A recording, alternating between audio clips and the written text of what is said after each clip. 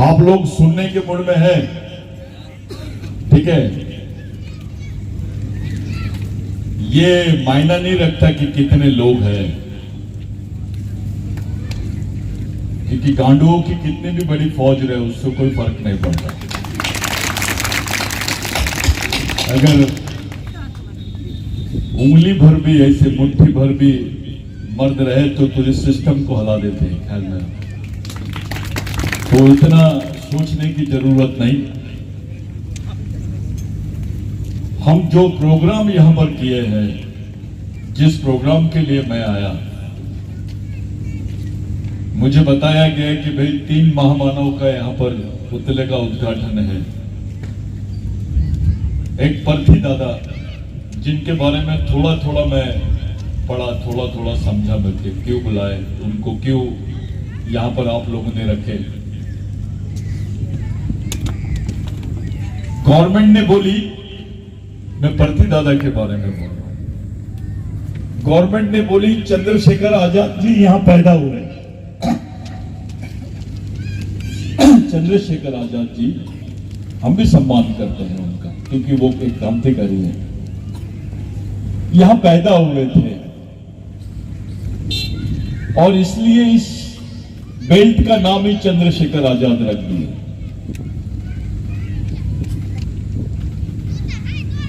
उनका गैजेट मिल गया गवर्नमेंट को, उनका गैजेट में नाम मिल गया गवर्नमेंट को। पर्थी दादा का नाम क्यों नहीं मिला?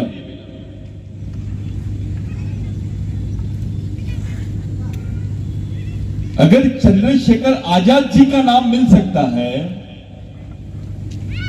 तो पर्थी दादा का नाम क्यों नहीं मिला? ये कुछ समझ के बाहर है, हजम नहीं हुआ है।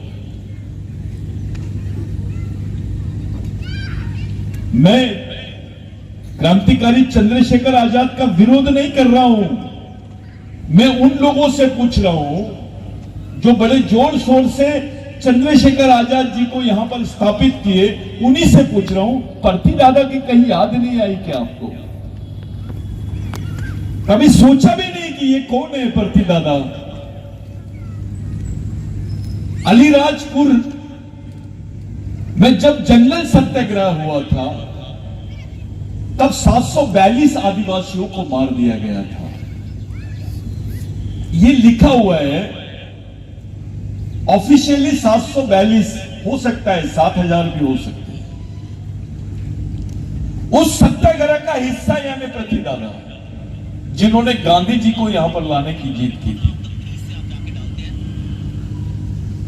जब गांधी जी यहां से गुजरात गए तो उसी समय गांधी जी यहां पर थे और गांधी जी इस क्षेत्र में आके गए पर्थी दादा के साथ में, और पर्थी दादा यहीं से उनके साथ में गए। ये केवल गांधी जी के साथ घूमने वाले लोग नहीं थे, ये आदिवासियों का जंगल सत्याग्रह चलाने वाले लोगों में से एक नाम है। अफसोस इस बात का है, हमारा एक भी नेता नहीं बोलता इस बारे में कुछ।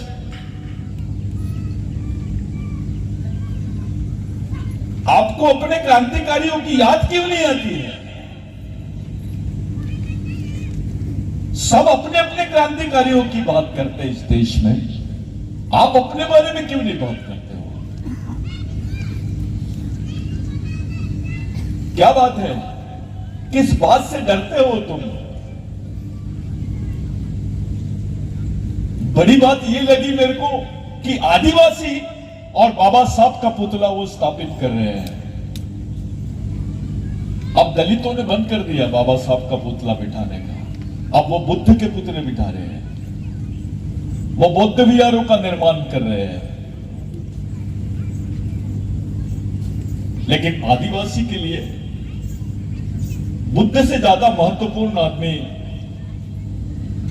डॉक्टर बाबा साहब अम्बेडकर है। और इस देश के लिए भी एक आदिवासी आदमी रिक्शा चलाने वाला है और पीछे में एक अम्बेडकरी समाज का आदमी बैठा है सवारी में, रिक्शे के ऊपर में।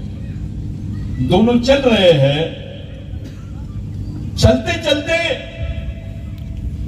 वो अम्बेडकरी आदमी ने वो आदिवासी आदमी से पूछा, रिक्शा चलाने वाले से, अरे यार तुम देखते हो ये बुद्ध की मूर्ति है? बोले हाँ। बुद्ध के पिताजी का नाम क्या था? बोले। तो वो रिक्शा वाला सोचा सोचा सोचा सोचा और आगे बढ़ा थोड़ा, और रुक के उसको क्या बोलता है, दादा बुद्ध के पिताजी का नाम अंबेडकर था। तो बोले कैसे, तू तो गलत बता रहा है। तो उसने बोला अगर इस देश में अंबेडकर पैदा नहीं होता तो ये जनरेशन को बुद्ध मालूम नहीं होता। ये लॉजिक था, और उसी लॉजिक ने हमको यहां तक के पहुंचाया कि हम आज डॉक्टर बाबा साहब अंबेडकर की गाथा स्थापित कर रहे हैं। यानी आदिवासियों का संविधान पर, संवैधानिक अधिकारों पर विश्वास है। अब सवाल यह खड़े होता है कि जिस समाज का संविधान पर विश्वास है उस समाज की धज्जियां उड़ा रहे हैं लोग। बुरहानपुर में क्या हुआ, 2000 घरों को तोड़ दिए। 40 साल से वो उसी क्षेत्र में थे, 5वीं अनुसूची का क्षेत्र है। उनको अतिक्रमणकारी बोले, जो मालिक है उसको अतिक्रमणकारी बोले। उनको खदेड़ा गया, उन पे चोरी के इल्जाम लगाए गए कि इसने सागवन चोरा है। जो जहां की जंगल का मालिक है उस पे इल्जाम, ये बोल रहे हैं कि ये अतिक्रमणकारी है। वन कायदा क्या बोलता है, वन कानून क्या बोलता है? 2006 के पहले जो वसाहत कर रहा है जंगल क्षेत्र में वो अतिक्रमणकारी नहीं है, उसको अतिक्रमण नहीं बोल सकते हैं। वो उसका अधिकारी है, उसको वन क्षेत्र की जमीन देने का अधिकार है, उसके लिए प्रावधान है जिसको फॉरेस्ट एक्ट बोलते हैं। उसको कम्युनिटी फॉरेस्ट एक्ट के तहत रख सकती थी गवर्नमेंट, जिसको CFR बोलते हैं। सामुदायिक अधिकार, वन अधिकार के तहत उसको उस जमीन को रख सकती थी, उनको बिठाया जा सकता था, उनको बसाया जा सकता था। क्या बात है, किसको देने की तैयारी कर रहे हैं वो जमीन? किसको देना चाहते हैं? सब चुप है, किसी का मुंह नहीं खुल रहा है, कोई खामोश है सब। 200-250 लोगों को अंदर डाल दी पुलिस ने। अबे जो उस जमीन का मालिक है वो अतिक्रमणकारी कैसे हो गया? कोई पार्टी कुछ नहीं बोल रही उसके बारे में, कोई पार्टी का कोई रिएक्शन नहीं है। पालघर में वैसे ही हुआ। इसके पहले एक हादसा हुआ, यहां पर गोली चलाई गई आदिवासी बंदे पे। प्रैक्टिस कर रहे हैं, एक्सपेरिमेंट कर रहे थे कि इनको गोली मारो, इनके समाज में क्या रिएक्शन होती है देखते हैं। अब सरकार का नया पॉलिसी आ गया है, वर्ल्ड की किसी गवर्नमेंट ने नहीं किया सर। ये पहली गवर्नमेंट है जो कर रही है, फॉरेस्ट की जमीन प्राइवेट सेक्टर को दे रहे हैं, निजी हाथों में दे रहे हैं, अदानी को दे रहे हैं, अंबानी को दे रहे हैं, ना जाने किसको किसको दे रहे हैं। ये फॉरेस्ट की जमीन किसकी है? ये आदिवासियों की जमीन है, जो आदिवासियों को दी जाती है, फॉरेस्ट एक्ट में दी जाती है। वो जमीन जिसको पार्शियल ट्राइबल लैंड बोलते हैं, जिसको पार्शियल ट्राइबल लैंड यानी अर्ध आदिवासी भूमि, जितनी जंगल है उसको पार्शियल ट्राइबल लैंड का दिया गया है। और वो partial tribal land non tribal को ट्रांसफर करने की प्रैक्टिस कर रही है गवर्नमेंट, यानी दलाली का काम कर रही है गवर्नमेंट।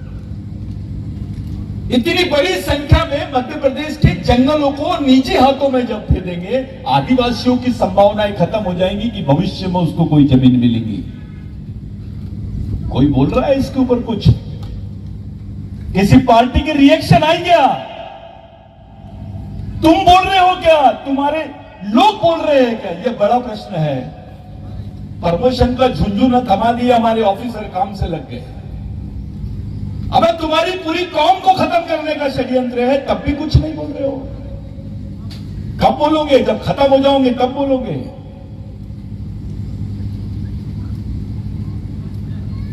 ये इलेक्शन पॉलिसी नहीं है, ये सिलेक्शन पॉलिसी है। ये गवर्नमेंट आदिवासियों के खिलाफ में ऐसे काम कर रही है जैसे युद्ध चल रहा हो। पूरा गढ़चिरौली खाली कर दिए है।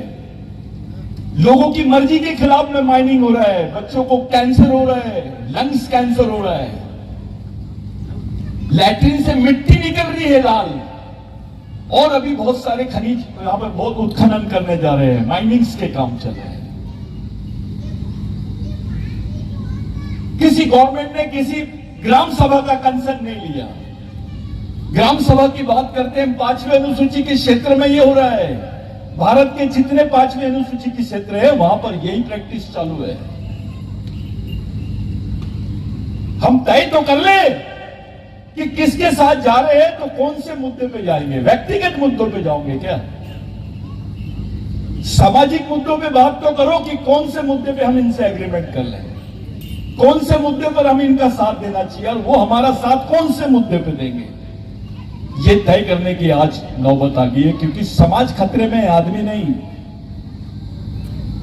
कोई नेता खतरे में नहीं है, समाज खतरे में है।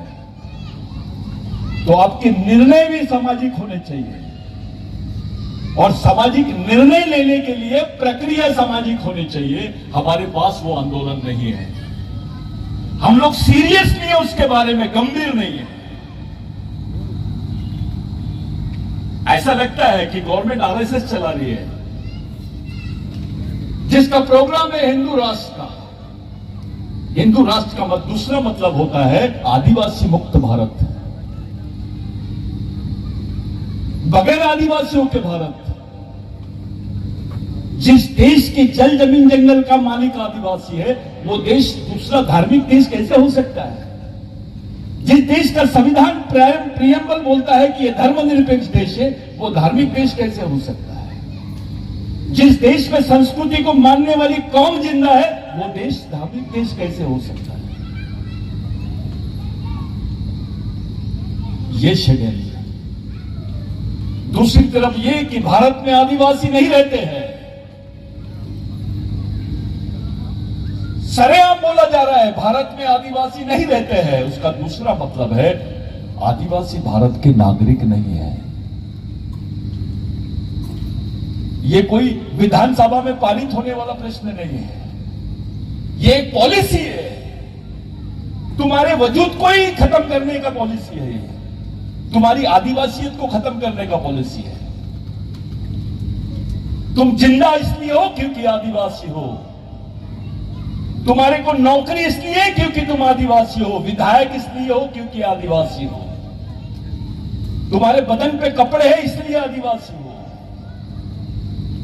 तुम्हारे पास जमीन है करके आदिवासी हो। तुम्हारी आदिवासियत खत्म, तुम्हारा वजूद खत्म।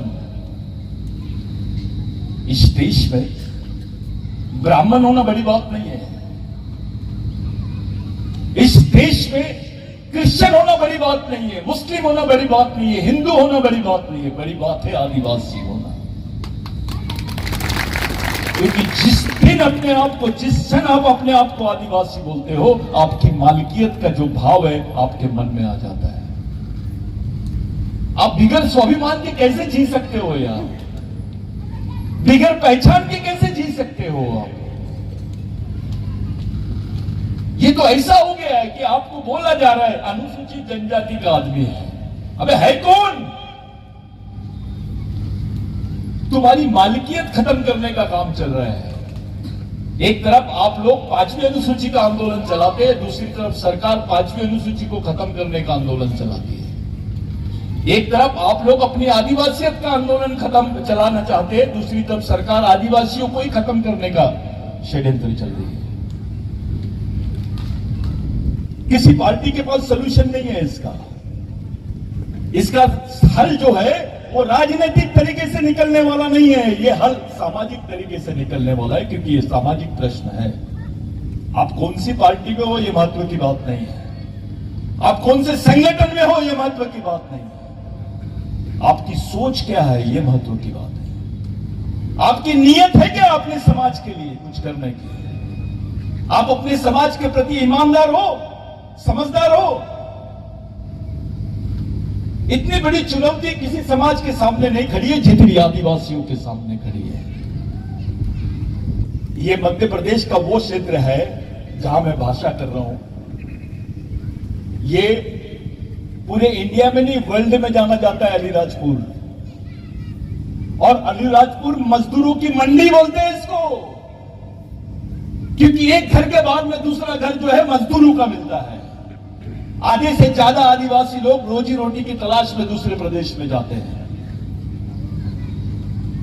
हर एक घर के बाद में एक आदमी मजदूर। ऐसा देश में कहीं किसी राज्य में नहीं है जो मध्य प्रदेश में है।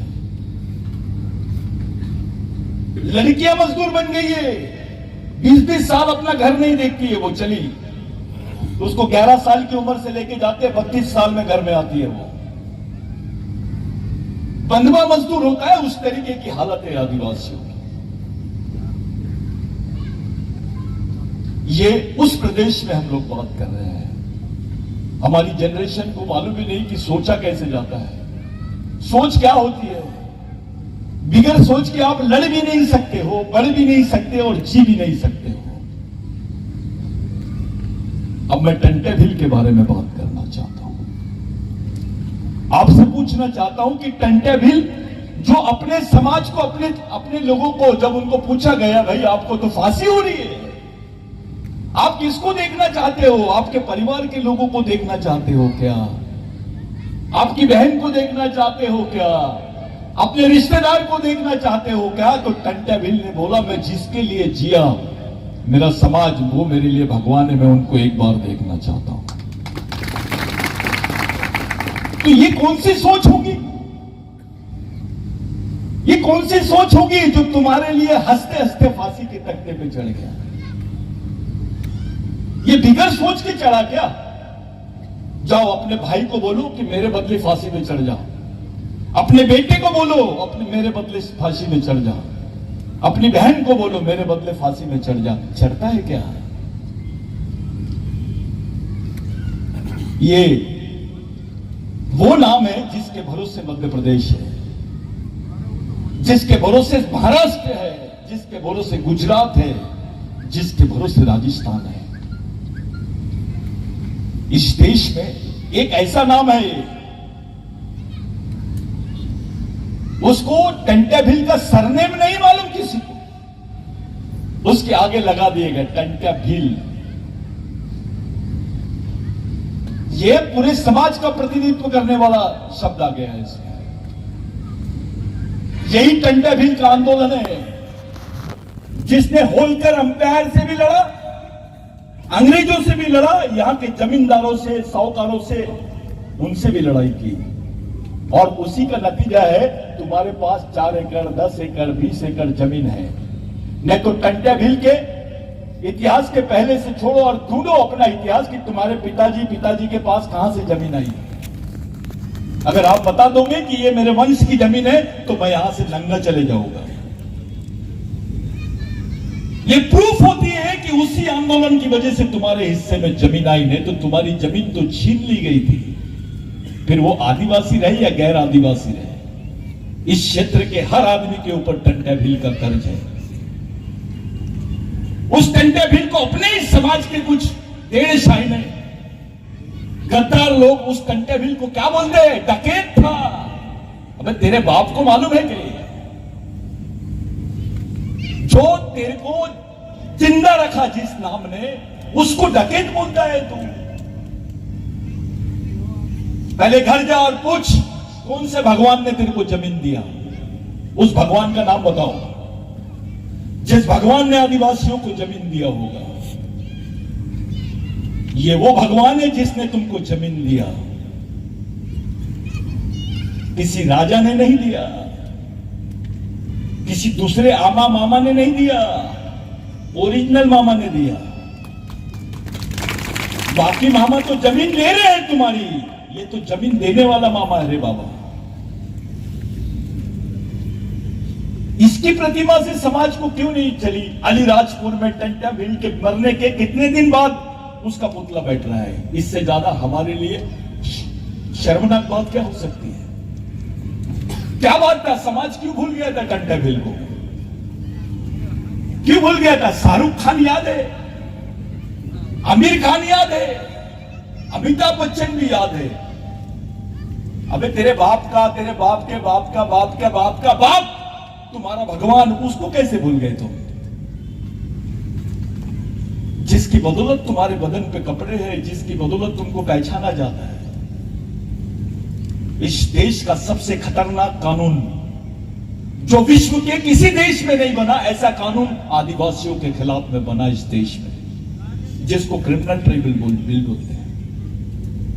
ये क्रिमिनल ट्राइबल बिल यानी जो क्रिमिनल ट्राइब है, अगर वो तुमको शहरी क्षेत्र में दिखता है, सिविलाइज एरिया में दिखता है, तो उसको मार दो। Go and shoot them, there will be no FIR against it. उसके खिलाफ में किसी भी टाइप का गुना नोंद नहीं होगा, नोट नहीं होगी, उसकी कोई खताई नहीं जाएगी। तुम आदिवासियों को मार सकते हो। इसको क्रिमिनल ट्राइबल बिल बोलते हैं। इसको गुनहगार जमात बोलते हैं कि जिसका बच्चा पैदा होता था पेट से तो गुनहगार कहलाता था, और किसी गुनहगार को नौकरियां नहीं थी।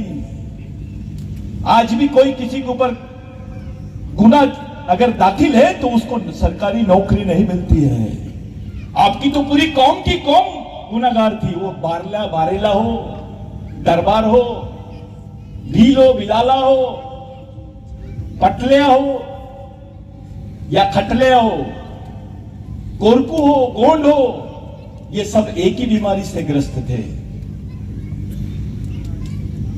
जब रेंगा कोरकू ने, जो टंटा भील के सबसे वफादार साथी थे,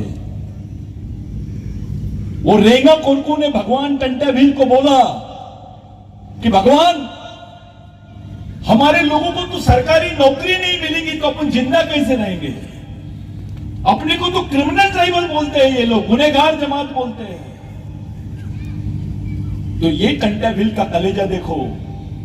उन्होंने बोला जाओ ब्रिटिशों को बोल दो कि अगर टंटा भील को पकड़ना है तो आदिवासियों को पुलिस में भर्ती करना पड़ेगा। क्या ताली बजा रहे हो यार? कैसे ताली बजा दी है तुमने? मेरी समझ ही नहीं। उसने बोला है कि टंटा भील को अगर पकड़ना है तो आदिवासियों को पुलिस में भर्ती कर दो। यानी तुम्हारे लिए खुद को वो निछावर कर लिया और अब ताली बजा रहे। ये ताली बजाने का सब्जेक्ट नहीं है, ये सोचने का सब्जेक्ट है कि कितना बड़ा त्याग उन्होंने किया। ये गंभीर मामला है, हंसी में मत टालो, नहीं तो देश आपको रोने के लिए छोड़ देगा। तब जाके आदिवासियों को यहां की होलकर एम्पायर और बाकी जगह पे नौकरियां मिली। आज जो तुम ऑफिसर बन के फिरते हो ना, ये भगवान टंटा भील की देन है। जो तुम टीचर हो, डॉक्टर हो, इंजीनियर हो, विधायक हो, आदिवासी कहलाते हो, ये भगवान टंटा भील की देन है। नहीं तो हमको किसी भी जंगल में रखा गया होता। पहले किसी भी गांव में चोरी हुई, किसी भी गांव में झगड़ा हुआ तो सबसे पहले भीलों को पकड़ते थे, बिगर बोले उनको ले जाके पुलिस स्टेशन में ठूस देते थे। अकेले ये मध्य प्रदेश में, जिसको पहले सीपीएन बरार बोलते थे, मैंने क्रिमिनल स्टडी निकाला अंग्रेजों की रिपोर्ट में, 7.5 लाख लोगों को एफआईआर दर्ज किया गया था। 7.5 लाख। अरे इतने तो स्वतंत्र सेनानी और स्वतंत्रता के आंदोलन में भी लोगों पर इतने एफआईआर दर्ज नहीं हुए जितने 7 लाख लोगों पर एफआईआर दर्ज हुए। सोचो तुम्हारी हालत क्या थी, किस चक्रव्यूह में फंसते जा रहे हैं हम लोग। मैं बोला चिट्ठी तो नहीं लाए आप, बस 5 मिनट बोलूंगा और तो टंटा भील का जो सब्जेक्ट है ये आदिवासियों का पार्ट नहीं है।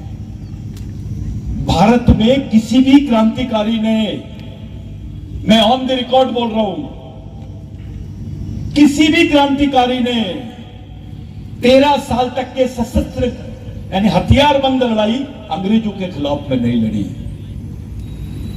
और आदिवासियों की मुसीबत देखो कि आदिवासी केवल अंग्रेजों के साथ में नहीं लड़ रहे थे, तो जमींदारों के भी साथ में लड़ रहे थे, यहाँ के पूंजीपति साहूकारों के भी साथ लड़ रहे थे, उच्च वर्णियों के भी साथ में लड़ रहे थे, क्योंकि ये सब अंग्रेजों के पाले में थे, जो तुमको स्वतंत्रता का पाठ पढ़ा रहे हैं आज, जो तुमको राष्ट्रीयता की बात बताते हैं, तुमको देश समझा रहे हैं। अरे इस देश की स्वतंत्रता की लड़ाई में 70% भागीदारी आदिवासियों की थी, और यह सच है। उसके रिकॉर्ड्स निकाल लो आप। सब लोग तो डेमोक्रेटिक लड़ाई लड़ रहे थे, शांति आंदोलन, सत्याग्रह, लेकिन जो आदिवासी लड़ाई लड़ रहा था वो तो सीधा सीधा था, इधर से तीर धनुष, उधर से बंदूक। यानी यहां पे कोई बचने का चांस ही नहीं था।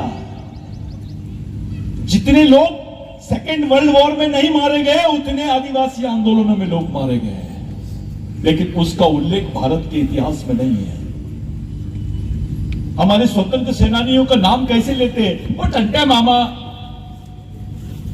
वो डकैत, वो राघोजी भांगरे, वो बाबूराव शर्मा के, वो भीमा नायक,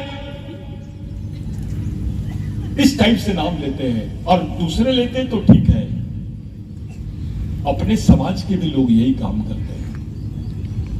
इतनी गद्दारी, जो लोग अपने भगवानों से, अपने पूर्वजों से गद्दारी करते हैं, वो समाज से कैसे ईमानदारी करेंगे? आपने क्या किया है समाज को बचाने के लिए, बताइए हमें। ये समाज बचा हुआ है इनकी कुर्बानी की वजह से। ऐसा कोई आंदोलन बताइए भारत में आदिवासियों का, जो पूरे आदिवासियों को एक जगह लाने के लिए रात दिन काम कर रहे हैं।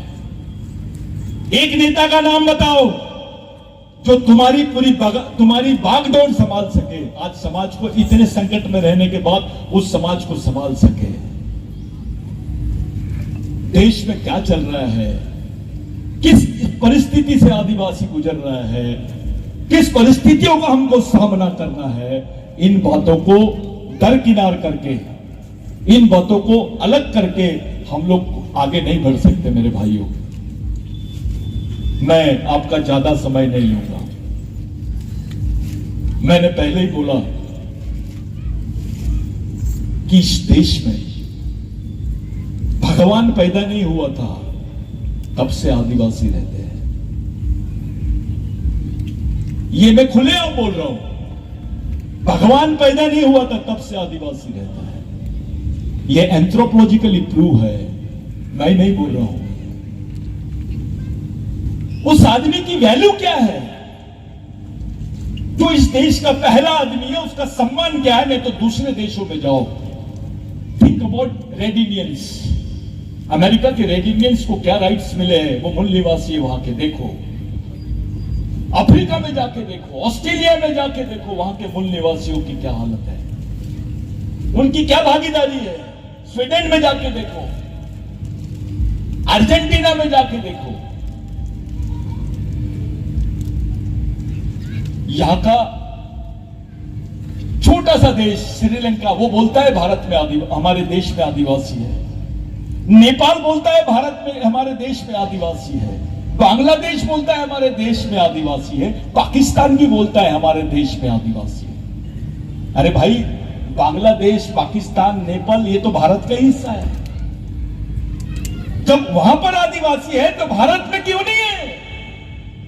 भारत क्यों नहीं बोल रहा है? क्या षड्यंत्र चल रहा है ये? इसके लिए तुम लोग क्या कर रहे हो? खुलेआम सुप्रीम कोर्ट की डिसीजन की धज्जियां उड़ाई जाती है भाई। यहां पर यही सुप्रीम कोर्ट का जजमेंट आता है कि भगवान राम यहां पैदा हुए तो सब मान लेते हैं उसको, लेकिन उसी सुप्रीम कोर्ट का जजमेंट आता है कि आदिवासी देश के मालिक हैं, कोई नहीं मान रहा है। भगवान को न्याय मिल रहा है, इंसान को न्याय नहीं मिल रहा है। एक डायरेक्शन हमारी होनी चाहिए, एक लाइन हमारी होनी चाहिए, एक सोच हमारी होनी चाहिए, जिस सोच से समाज को बचाया जा सके। ऐसी सोच होनी चाहिए कि दूसरा समाज भी अपमानित ना महसूस कर सके। कोई ब्राह्मणों के भी बहुत अच्छे हाल नहीं है, जाओ, जितने शौचालय है उसकी चौकीदारी ब्राह्मण कर रहा है, जितने बियर बार है उसके सामने वो साइकिल स्टैंड के काम ब्राह्मण आदमी कर रहा है, उसको भी इन्होंने कुछ नहीं दिया है हिंदुत्व के नाम से। क्या दिया है? क्या रोजी रोटी का फॉर्मूला है? क्या इकोनॉमी का फॉर्मूला है? मध्य प्रदेश के आदिवासी आदमी, आखिरी आदिवासी आदमी की इनकम है 2 रुपए 45 पैसे। मध्य प्रदेश के आखिरी आदिवासी आदमी की इनकम है 2 रुपए 45 पैसे। 2 रुपए 45 पैसे में चावल नहीं आता है, तेल नहीं आता है, एनासिन की गोली नहीं आती है। वो जिंदा कैसे रहेगा? एनासिन की गोली की छोड़ो, कैडबरी चॉकलेट नहीं आती है। ये परिस्थिति है आप लोगों की। ऊपर से दिमाग में डाल दिया गया है गौ माता, फलानी माता, फलाना ये। बिरसा मुंडा क्या बोलते थे? गाय हमारी माता है तो भैंस का दूध किधर जाता है? अबे गाय मां है तो भैंस बड़ी मां है। अगर आप मां बोलते हो तो मां की दूध का धंधा करते हो। मां की दूध का धंधा कोई करता है क्या? चलो तुम में से कौन कर सकता है? जो लोग गाय को मां बोल रहे हैं उनमें दम है तो यहां पे मां के दूध को बेचने से रोक दो। आदिवासी कई गांव ऐसे आज भी काली चाय पीते हैं, बछड़े के दूध में हिस्सेदारी नहीं करते हैं। ये वो संस्कृति है। हम उस संस्कृति के लोग हैं। पर्यावरण बचाओ, जंगल बचाओ, जंगली जानवर बचाओ, लेकिन आदिवासी मत बचाओ। यहां मेरे मित्र हैं, मैं इनके साथ एक बार इंटरव्यू दिया हूं। सिर्फ 2800 शेर के लिए 6 लाख किलोमीटर का इन्होंने फॉरेस्ट रिजर्व जोन घोषित किया है, जिसको टाइगर जोन बोलते हैं, जिसमें 2 करोड़ आदिवासी विस्थापित होने वाले हैं। डॉक्टर साहब, 2 करोड़ आदिवासी, 2800 शेर और 2 करोड़ आदिवासी। झगड़ा गवर्नमेंट से नहीं, शेर और आदिवासी में चल रहा है। अब जानवरों से तुलना चल रही है आदिवासियों की। 2 करोड़ आदिवासी हमेशा हमेशा के लिए अपनी जमीन से हट जाएंगे। ये योजना झारखंड नहीं, नॉर्थ ईस्ट से लेकर तो केरल तक है। उसकी रिपोर्ट है नेट पे, आप देख लीजिए। उसका पिटीशन हम लोग अभी फाइल कर रहे हैं, उसको पिटीशन फाइल कर रहे हैं सुप्रीम कोर्ट में। ये क्षेत्र भी नहीं छूटने वाला है, ये गांव भी नहीं छूटेंगे। ये हाल हो गए हैं आपके। एक तरफ ये वाला काम, दूसरी तरफ जंगल प्राइवेट को दे रहे हैं। अबे तो आदिवासी के लिए बचा क्या? पत्थर गोटे। आप अपनी आने वाली जनरेशन को जिंदा कैसे रखोगे, इसकी प्लानिंग अगर नहीं कर सकते हो तो मरने को तैयार रहो। अगर अपनी जनरेशन को जिंदा रखने की प्लानिंग करते हो तो पार्टी से ज्यादा चिंता समाज की करो। समाज बहुत बड़ी चीज है, ये खत्म हो जाएंगी तो कुछ नहीं होने वाला तुम्हारे पास। इधर पॉलिटिकल ड्रामा शुरू है, इधर माहौल बना हुआ है राजनीति का, और दूसरी तरफ तुम्हारी जमीनें खाली करने का ट्रेंड चालू है।